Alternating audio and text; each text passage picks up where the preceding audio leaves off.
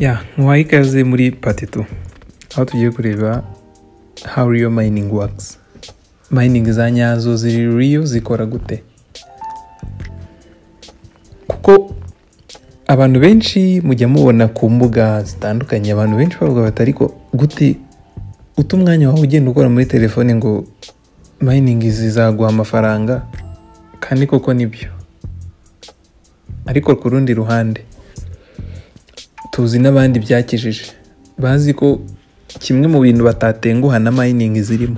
Ushobora gusanga afite telefone iri personnel akagira n'indi yo gukoresha mining, ugasanga afite cryptocurrency mining nyinshi koko, kandi koko anakwereka ati izingizi zagiye zilaunchingwa mfitizi, ukabona birimo amafaranga. Reka turebe noneho ubundi mining za nyazo ni izihe, zikora gute. Kuko nabivuze ntago ndi bujye kure, ndabanza guhera kuri mining za nyazo, hanyuma nze kuza no kuri izo ngizo twitirira mvuge ngo twitirira mining ntacyo bitwaye, zino nyine za Pi n'izindi nk'izo zose reka nazo ndaza kuzigarukaho nta kibazo, nubwo ndi kwibana kuri mining za nyazo. Hanyuma rero kugira ngo tujye neza muri detail, reka twumve neza uko bikora. Ahanini considering the traditional mining setups arizo twise mining cyangwa se izo mining farm n'ibindi nk'ibyo byose, hanyuma tuze no kuri mining zikoresheje telefone cyangwa computer zacu, aho ngira ngo turaza kuba turi mu murongo umwe. Icyambere reka turebe iyo mining ndetse na mining hardware. Mining za nyazo ubundi zikoresha mining hardware zitari telefone. Ituvuga mining cryptocurrency mining, wumve ko ari imashini nyine ikoreshwa bya nyabyo. Hari imashini ziri special kuri mining arizo twita ASICs, ubwo S y'inyuma nyine niyo mu bwinshi, ariko mu magambo make tuvuga ASIC. ASIC uko wabivuga kose uko n'ubundi ni impine ya application specific integrated circuit. Iza akaba ari imashini ziri specifically designed for mining, nta kindi akazi kazo no kumininga gusa. Nituvuga izo ASIC machine ntago turi buze gushyiramo telefone, ntituri bushyiremo laptop, oya. Izo ni imashini zagenewe gusolvinga za complex mathematical problems twavuze mu kiganiro cya mbere. Niba utarakirebye ni byiza ko wabanza kukireba ukareka gufatira kuri part 2. Part ya mbere ni ingenzi cyane.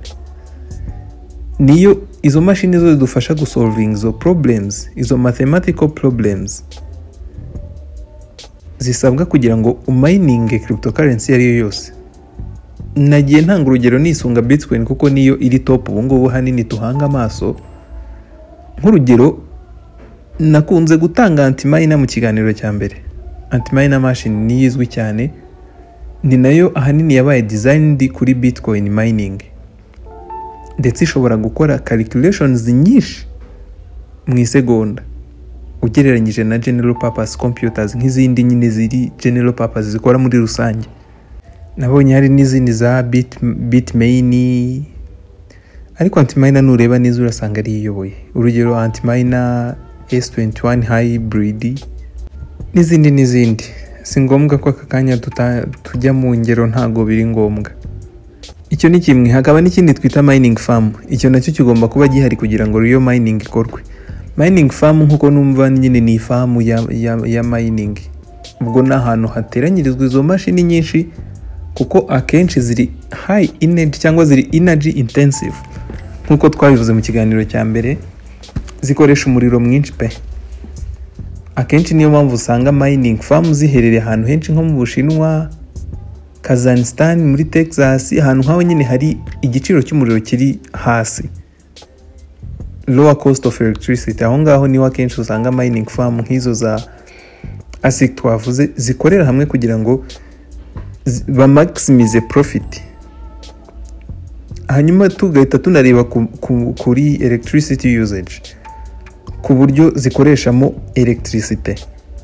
Mining isaba umuriro uhagije my dear, isaba umuriro mwinshi pe, bitewe nuko ibikeneye kujya muri ibyo nyine byo gusolvinga complex cryptographic puzzle, ari nazo zidufasha muri network, gusecuringa network ndetse no kuvalida ama transaction. Twarabibonye mu kiganiro cya mbere part 1 uko imashini ibiri reka mvuge ngo the more powerful hardware the more energy it consumes. Uko gifite imbaraga cyane mu gukora niko gikonsuma umuriro mwinshi. Ibyo ni ibintu dusanzwe tuzi cyane mu bikoresho bino by'amashanyarazi n'ibintu nk'ibyo byose, ari na mpamvu utapfa kubibona ahantu ari hose. Akenshi umuntu ugiye gukora iyo business ya mining farm agomba kwishyira ahantu nyine hari amashanyarazi ahendutse, ntago yajya ahantu ari hose, ari naho wenda yaba idafite iyo capacity yego. Hanyuma rero tuvuge hari ukuntu nshobora kwishingira mining farm, nawe ugashinga iyawe, wenda tuvuge na Peter agashingiye, turi batatu, ariko tukabona imbaraga dufite, mining machine dufite ntago ziri gutanga umusaruro, kubera yuko se ntago ziri kubasha gusolvinga puzzle nyinshi kugira ngo tubone izo rewards nyine twinjize menshi. Tukadesida kwishyira hamwe kugira ngo tubone kugira ngo nyine duhuze ibikoresho dufite, aba ari uko mbivuga. Uko kwishyira hamwe rero turaza kubishyira cyangwa turaza kubyita mining pool. Ujya wumva mining pool ukibaza ibyo ari byo, ariko pool mu busanzwe pool nyine yo ku mazi, urabizi piscine muza mukogana hamwe ibintu nk'ibyo. Ariko mining pool ubona abantu group y'abantu bishyize hamwe, miners bishyize hamwe kugira ngo binkirizinge chance cyangwa amahirwe, bazamura amahirwe yabo gusolvinga izo blocks. Kuko niba mfite imashini 6 ukaba ufite 5, Peter akaba afite 7, izo mashini zose hamwe zibaye 18. Nihaza block kugira ngo tuze kubona chance yo gusolvinga izo puzzle. Muri part 1 twabonye procedure bicamo kugira ngo iyo puzzle ibe solved, wenda niba ari transaction ikeneye kuba confirmed. Imashini 18 ziri hamwe zifite amahirwe kurusha za 7 zanjye, zifite amahirwe kurusha za 6 zawe, zifite amahirwe kurusha za 8 za Peter.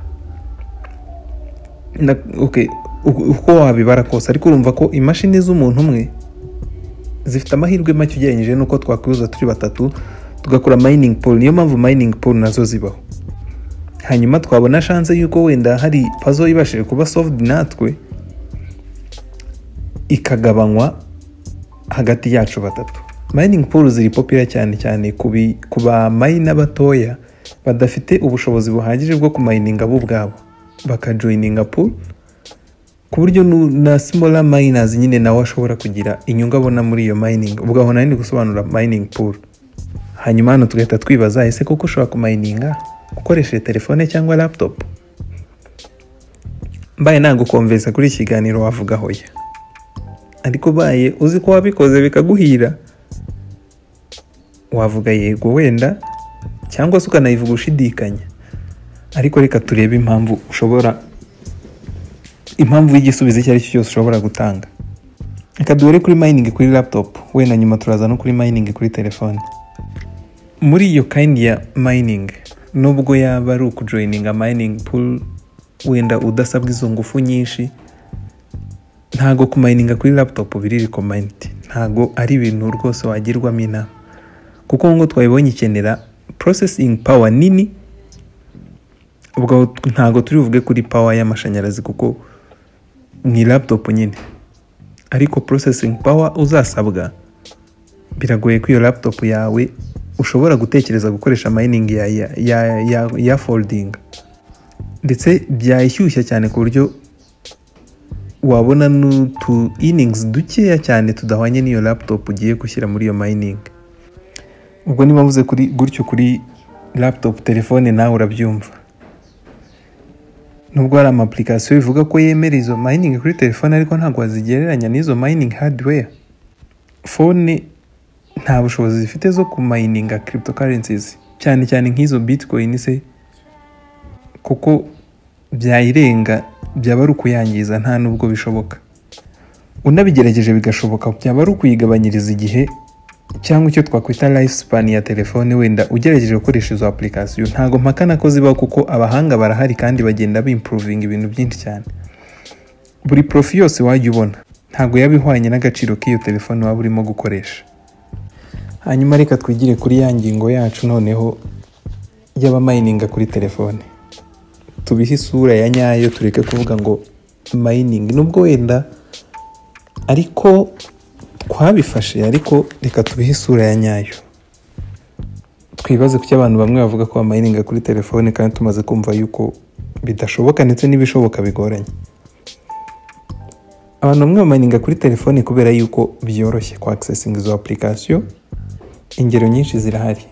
Hari Pi Network, hari Kiva Network, hari Xeno Network, Akoa n'izindi nyinshi twarazibonye, na hano tujya tunyuzaho ama-update amwe n'amwe yabyo. Ariko nyamara ziri application ntago zimayininga real cryptocurrency bya nyabyo, ahubwo zikora icyo twita mining simulation. Kubabasha kumva iryo jambo simulation, niba nabyita nk'igerageza, sinzi uburyo nabishyira mu Kinyarwanda, ariko bakora mining simulation kugira ngo bi-encouraging aba-user cyangwa abantu bose kugira ngo ba-participating muri mining. Ndetse n'inyungu ziva muri izo mining rwose aba ari nke ugereranyije na real mining.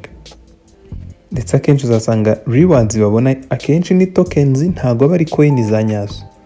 Nubwo na coin za nyazo nazo zibaho, ariko hanini mining nyinshi zitanga ama tokens. Zishobora kugira agaciro, inyinshi ntizinagira agaciro. Twarabibonye arizo duhita twita scams. Ikindi biroroshye, nk'abantu bagitangira hanini ibintu bya cryptocurrency na mining, ukoresha telefone bemeze nkaho nyine biri low risk. Ni uburyo bworoshye cyane butarimo risk, kuko ntago buri bushore, nta kintu buri busabwe kugira ngo nawe involving muri cryptocurrency. Ariko ni ngombwa nanone ko usobanukirwa neza ko real ibintu nyine mining ya nyayo kandi itanga amafaranga isaba mining hardware, ndetse kandi bigakorerwa ahantu hanini twise mining farm, ndetse n'ama operation menshi, ndetse n'akamaro kabyo nk'uko twagiye tubigarukaho, with massive power consumption nacyo tutakirengagije. Reka dusoreze hano party kabiri, wenda tuze noneho tureba izi mining akenshi zidutenguha. Kuki zidutenguha? Njyewe njya gutangira ibintu bya cryptocurrency 2016 na 7 gutyo, nanjye nahombeye muri crypto mining.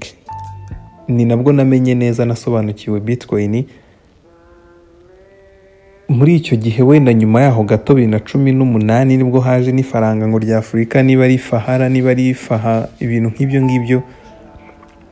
Ubiza ushobora no kutubwira muri comment niba iryo faranga nawe warariguze rikagutwikura bize. Icyo gihe nibwo abantu twari turimo turagerageza kumva neza mining ni ibiki. Anti-miner machine narayigerageje, rimwe birakundi, ikindi gihe irantwika. Ndabizi nubwo nta experience cyane nyine, ariko byibura mfite amakuru y'icyo gihe. Hakaba nizi noneho z'ubu ngubu zo uhomba utanashoye. Ibyo turabizi. Harimo ma cloud mining scams nyine zaho. Reka tuze tubivugeho neza mu kiganiro gikurikiyeho. Ntiwibagirwe no gusangiza abandi, kandi niba wumva koko bino bintu ari ingirakamaro.